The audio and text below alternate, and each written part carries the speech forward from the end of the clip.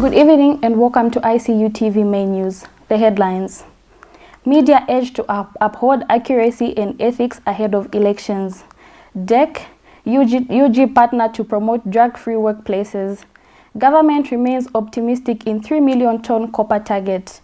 In international news, South Africa rejects ICC petition over foreign attacks. In sports news, Copper Queens ready for WAFCON after Algeria friendly.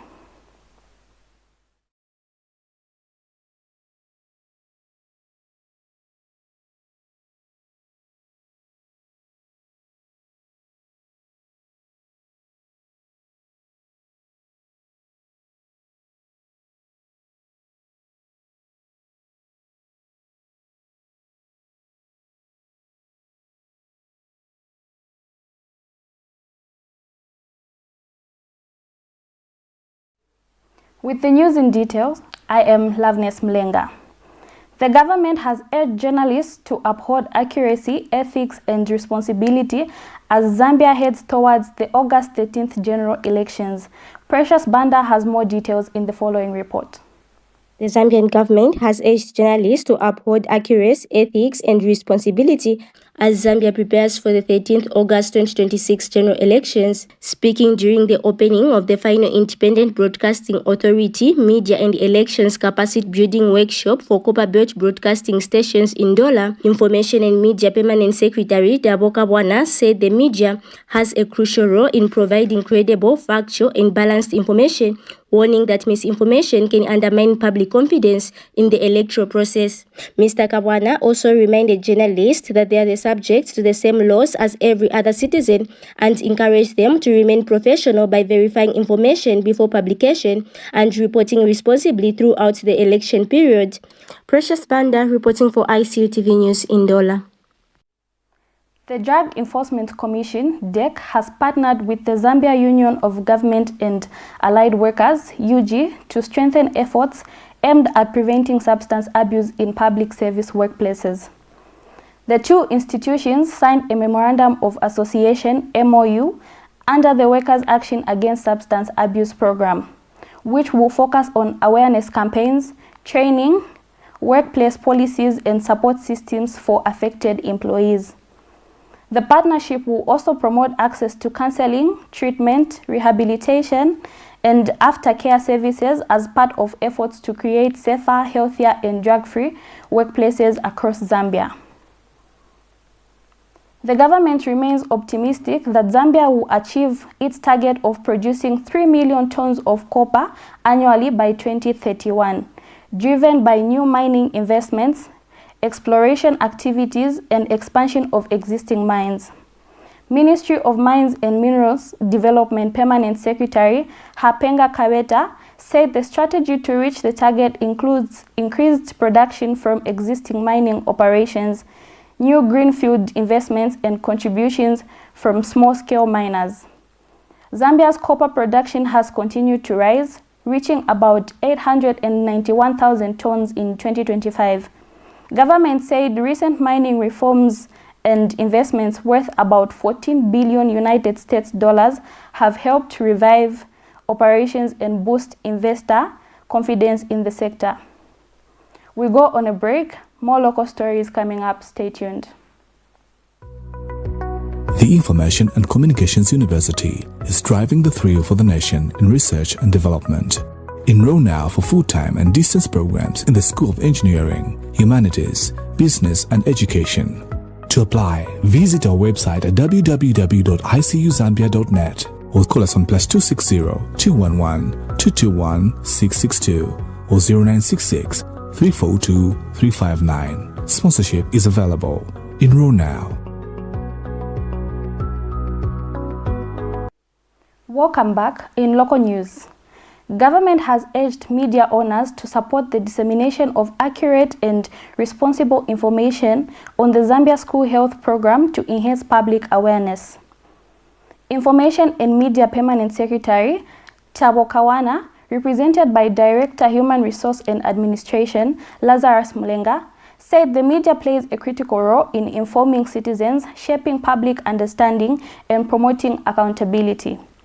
He said the program is improving children's health, keeping learners in school and creating better opportunities for their future. Media owners and editors have been encouraged to prioritize responsibility reporting on national development initiatives and strengthen collaboration with government. And this role is that you create demand for information. When people learn about a service, they begin to expect it. When communities understand what is available to them, they begin to ask for it. So in other words, when the communities know that there is a health room at the primary school in their locality, then they will demand that when the child is not okay, that health room must do what? Come into play. And when citizens begin to ask, institutions then respond. Awareness becomes expectation, and expectation drives accountability, and then that accountability is what accelerates development. Some traders at Batoka Market in Livingstone have abandoned the facility, citing poor trading conditions and inadequate market shelter and low business activity. Precious Banda gives us more.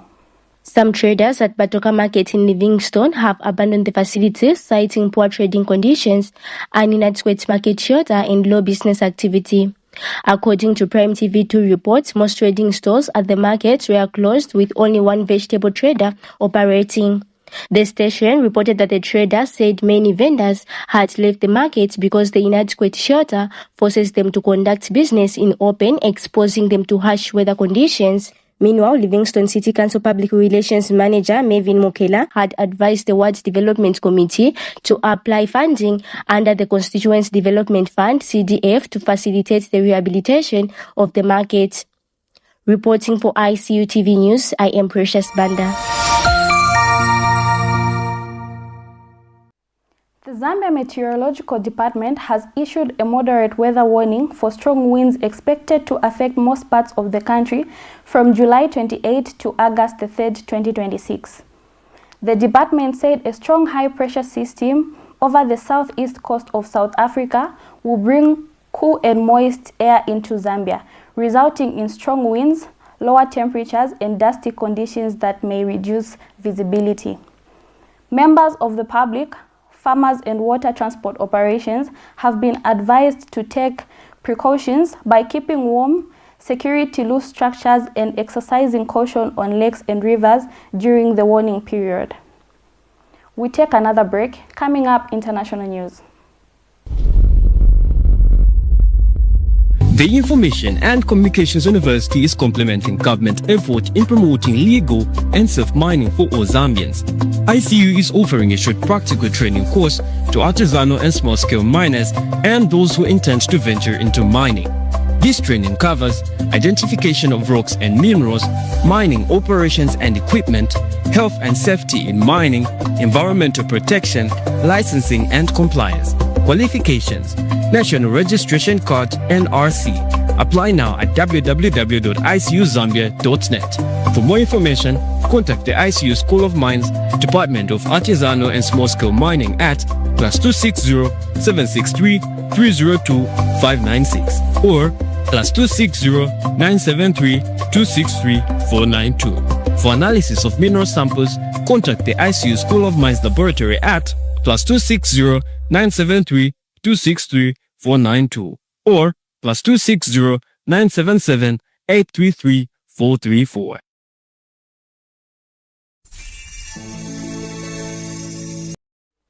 South Africa has dismissed as opportunistic a petition filed at the International Criminal Court (ICC) seeking an investigation into attacks on foreigners in the country.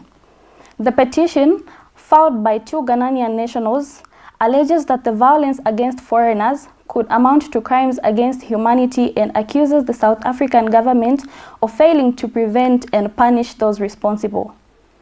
South Africa's Foreign Ministry said the petition does not meet the ICC's legal requirements and maintains that the country's justice system is capable of addressing such matters.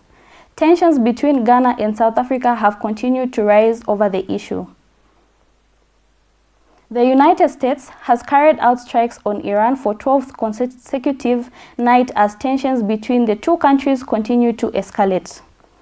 US President Donald Trump said any nuclear deal with Saudi Arabia will be linked to the kingdom joining the Abraham Accords, while Secretary of State Marco Rubio says Iran must agree a deal or face further consequences.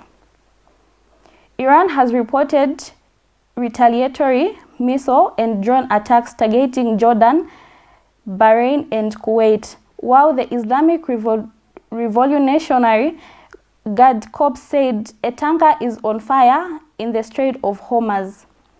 Yemen's Houthi group has also claimed attacks in 2 Saudi oil tankers in the Red Sea.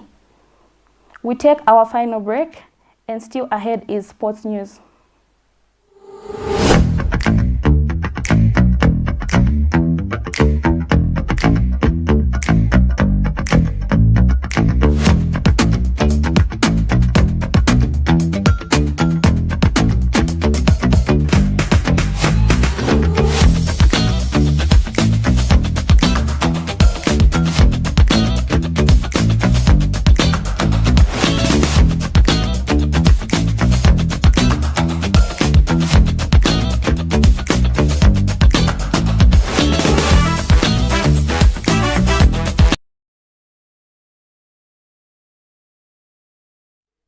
Welcome back. In sports news, the Copper Queens have concluded their preparations for the 2026 Tortonia's Women's Africa Cup of Nations and are set to depart for Morocco today ahead of the tournament.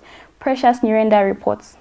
The Copper Queens wrapped up their WAFCON preparation with a narrow 1-0 defeat to Algeria in an international friendly on Tuesday evening. Zambia created several scoring opportunities with Rachel Kundananji and Rachel Nachula both hitting the crossbar, before Algeria's Naili scored the only goal of the match in the 84th minute. Despite the defeat, head coach Nora Hope-Clay described the match as a positive outgoing, saying the team's biggest victory was finishing the game without injuries, especially after several foreign-based players joined the squad late. She said the focus now shifts to the recovery ahead of the tournament and urged Zambians to rally behind the Copper Queens. Captain Barbara Banda said the result has not affected the team's confidence, adding that the players remained focused on progressing beyond the group stage, qualifying for the 2027 FIFA Women's World Cup and challenging for the WAFCON title. The Copper Queens are expected to depart for Morocco today ahead of the tournament,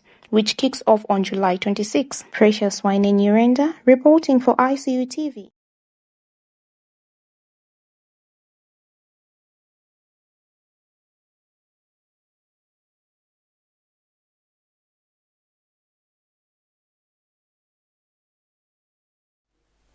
That sports item brings us to the end of our main news tonight. Here is a recap of our headlines. Media urged to uphold accuracy and ethics ahead of elections. DEC UG partner to promote drug-free workplaces. Government remains optimistic on 3 million ton copper target. In international news, South Africa rejects ICC petition over foreigner attacks. And in our sports news, Copper Queens ready for WAFCON after Algeria friendly. Thank you for watching our main news. For more updates, stay glued to our Facebook page at ICU TV and our website at icutvzm.com.